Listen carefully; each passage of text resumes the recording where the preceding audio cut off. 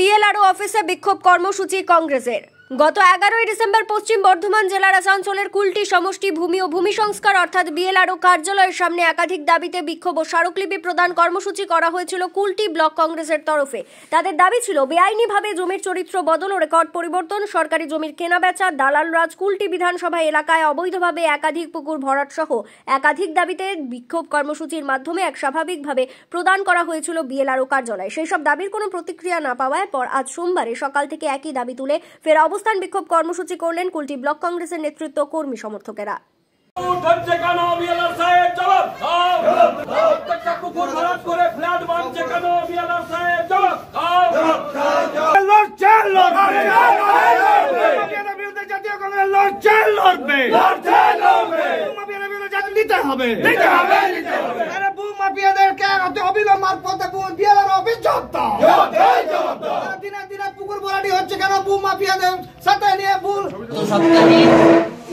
গত সপ্তাহে আমাদের কুলটি বিএলআরও অফিসে 11/12/2024 এটা একটা ডেপুটেশন হয়েছিল।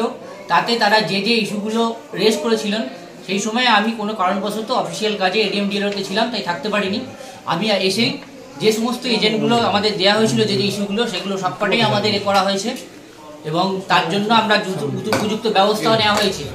অলরেডি এখানে একটা পুকুর ভরাট নিয়ে অলরেডি আমরা তাদেরকে নোটিশও করা হয়েছে এবং সেই সমস্ত রিপোর্ট এনকোয়ারি রিপোর্ট আমরা জেলায় পাঠিয়েও দিয়েছি। নোটিশ করে তারা যেই মুহূর্তে আসবে যদি কোনো রকম কাগজপত্র না দেখাতে পারে তাহলে আইনগতভাবে যা ব্যবস্থা করা সেটা আমরা অবশ্যই করব। কারণ পন্ড ফিলিং পুকুর ভরাট তার অবৈধ, তার কোনো আইনিগত বৈধতা নেই। যদি কনভার্সন বা শ্রেণীগত পরিবর্তন যদি আমাদের হায়ার অথরিটি থেকে হয়ে থাকে তাহলে হবে, আদারওয়াইজ যদি এরকম কোনো কাগজপত্র যদি তারা না দেখাতে পারে তাহলে আইনগতভাবে যা ব্যবস্থা নেওয়ার আমরা অবশ্যই করবো। কয়েকদিন পেরিয়ে তার কোনো ব্যবস্থা আমরা অলরেডি নোটিশ করেছি।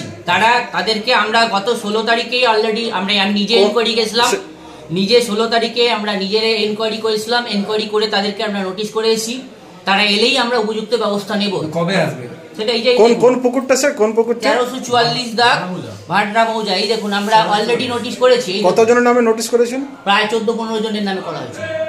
একটা জিনিস দেখা যাচ্ছে স্যার, যে কুলটি বিধানসভা এলাকায় একাধিক বিষয়ে কতটা তদন্ত করেছেন রাজ্যের মুখ্যমন্ত্রী? আমার কাছে যে সমস্ত আমি এখানে বেশি দিন আসিনি, যে মুহূর্তে আমি কোনো অভিযোগ পাচ্ছি পুকুর ভরাটের তার জন্য উপযুক্ত ব্যবস্থা আমরা নিচ্ছি যা আইনগতভাবে নেওয়া যায়। এখানে যে সমস্তগুলো ইস্যুগুলো দেওয়া হয়েছে সেগুলো আমরা অলরেডি ছানবিন করা হয়েছে।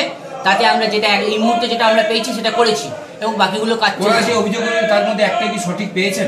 1344 দাগটা যেটা আছে, যেটা অলরেডি এটা একটা এফআইআর আগে বিএলআরও করে এসছে। আমরা আবার নতুনভাবে দেখছি যেখানে যতগুলো এনক্রোচমেন্ট হয়েছে বা কিছু হয়েছে সেগুলো আমরা রেকর্ড দেখে তাদের নামগুলো ধরে আমরা অলরেডি নোটিশ করেছি। আরেকটা জিনিস বলুন। কর্মসূচিটা একটার ব্যাপার না, যদি কারোবাই না হয় তো কর্মসূচি তো বারবার নিতেই হবে। এটা তো নয় যে আমরা মানুষ দেখাবার জন্য নিজেদের প্রচার বাড়াবার জন্য তো করছি না। আমরা চাই যে কুলটিতে যত বেস্টেড জমি আছে, যেটা মাননীয় মুখ্যমন্ত্রীর নির্দেশ, যেগুলো সরকারি জমি বেস্টেড আছে সেগুলো গরিবদেরকে দেওয়া হোক, তারা যাতে আবাস যোজনায় ঘরটা পেতে পারে। কিন্তু এনারা সেটা করেনি। তারপরে দেখা যাচ্ছে পুকুর ভরাট হয়ে যাচ্ছে দিনের পর দিন। গোটা কুলটি অঞ্চলে পুকুর ভরাটের খবর সব থেকে বেশি আপনাদের মাধ্যমে এসছে, মিডিয়া বন্ধুদের মাধ্যমে। আমরা আমাদের নিয়ামতপুরে খবর পেয়েছি, কুলটিতে আপনার কেন্দুয়ার দিকে খবর পেয়েছি, এক জায়গায় সীতারামপুর খবর পেয়েছি, আপনার নিয়ামতপুরে ব্যাংক গভর্নমেন্টের এইদিকে খবর আছে, জোহর গ্রাম খবর আছে।